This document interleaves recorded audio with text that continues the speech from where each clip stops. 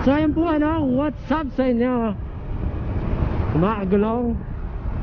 Pasensya at matagal-tagal rin tayong hindi nakapag-upload kasi nga medyo na busy putang ina. Ang aga-aga counterflow kagad. So kung nakikita nyo mga kagulong eto, kumakamote tayo ngayon, naka-counterflow tayo, tangina, sobrang lapit nun.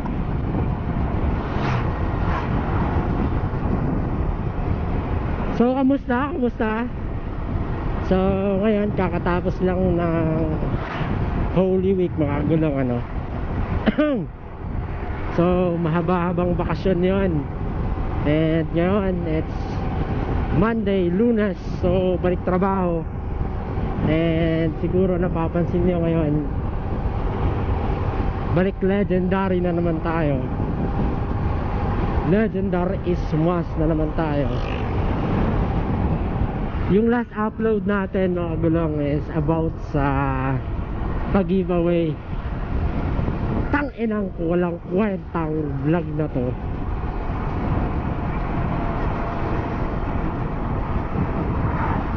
Ano ka ba, famous? Once a month lang nag-upload. Gago. So ayun mga kagulong update lang about sa giveaway natin. Mga kagulong, sa ngayon nasa Kulelat pa rin tayo sobrang tagal na lang channel mo, putang ina mo. Kulelat pa rin tayo mga kagulong nasa 150 above pa rin tayo na subscriber. Hindi ko nasarado yung long sleep ko, tangina. So ngayon yun nga mga kagulong, nasa 150 subscribers pa rin tayo. So ngayon medyo malayo pa tayo, 100 subscribers away pa tayo sa giveaway natin kasi 250 yun, diba? So kailangan pa natin ng 100 subscribers, I mean kailangan pa natin ng 100 subscribers para umabot tayo sa 250 subscribers para maka-giveaway na tayo. Pasensya, wala akong pera, diba? Yun lang yung kaya natin, yun lang yung kayang provide ng giveaway natin. Sa checkpoint na tayo. Good morning, sir. Aga-aga nakasumangot. So yun nga mga kagulong, yun lang muna yung mapuprovide natin ngayon. Wala muna tayong pag-giveaway ng helmet. Woo!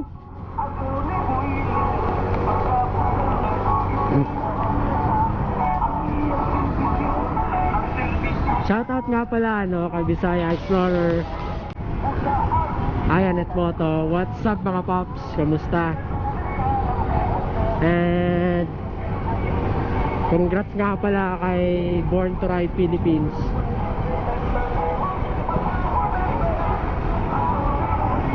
Kasi mag 11k ka na, bro. Congrats.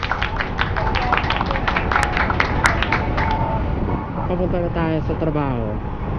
So ang magiging sistema, hindi ko alam kung magiging daily vlog na ba to.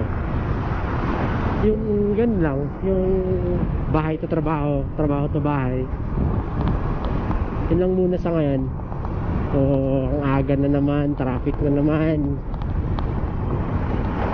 Isa lang naman kasi rason kung bakit traffic dito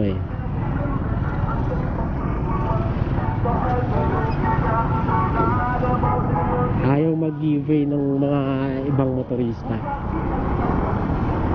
Yun lang naman yung rason, di ba? Isa pa mga kagulong isa pa sa mga pag-uusapan natin ngayon. Kasi nag-iisip ako, nagpaplano ako na kumuha ng motor, pero hindi siya brand new mga kagulong second hand lang. Nag-iisip ako kung TMX 125 ba or Kawasaki GD 110. Tama ba? Kawasaki ba? I mean Suzuki ata, di ba? Suzuki GD 110 or second hand na Yamaha SZ16 or SZR 155cc. Kasi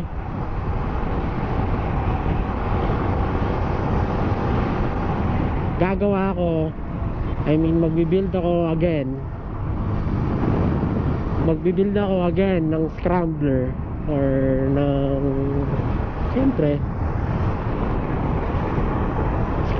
scrambler sila magbuild ako ulit ng scrambler type na bike. So ayan, nag-iisip ako kung GD110 or TMX 125 or Yamaha SZ16 or SZR. Kasi sa akin okay lang naman kung anong motor, pero depende pa rin kung anong mas mura. Putang ina mo, gago. Aga-aga, kamote. Walang plaka, walang helmet ang puta. So yun nga, no, nag-iisip ako kung uy, yun, ang galing. Galing.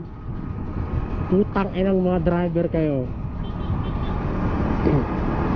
Yung isa walang helmet, yung gagong ewan ko ba naka Yamaha may helmet pero nasa siko niya.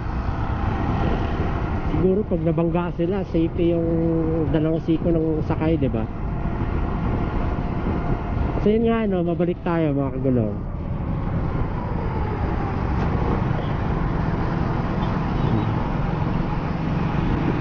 Nagpaplano nga ako about doon sa Yamaha SZ, Honda TMX 125 tsaka Suzuki GD 110. Kung alin doon sa tatlo yung available na mga repo or mga second hand,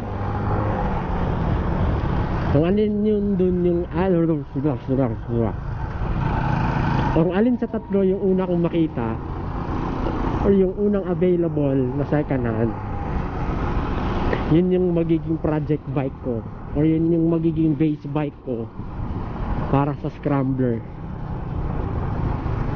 Sana, I am hoping na makakita ko talaga, pero yung first na priority ko, sana makakita ko ng Yamaha SZR. Kasi para sa akin nakagulo. Sobrang dali lang niya i-modified. Sobrang dali lang niya gawing scrambler kasi malaki yung motor. Tapos wala ka nang medyo wala ka nang piyesang babaguhin, mga headlight, gulong, wirings, yun na lang, upuan. Tapos as is na lahat. Okay lang din naman sa TMX 125 tsaka sa GD 110. Kasi kung sa GD 110 and TMX 125, papalitan ko lang siya ng gulong, swing arm. Tapos pag sa GD tsaka sa TMX, gagamitin ko yung swing arm ng Raider 150 para mas malagyan ko siya ng medyo malaki-laking gulong sa likod. So eto mga kagulong, marapit na ako sa opisina. So mamaya na lang ulit, ewan ko ba sa pag-out or kapag lalabas ako mamaya. So siguro yun na lang muna, mamaya na lang ulit kasi Lunes ngayon. I'll see you later mga kagulong. Office hours muna. Peace out.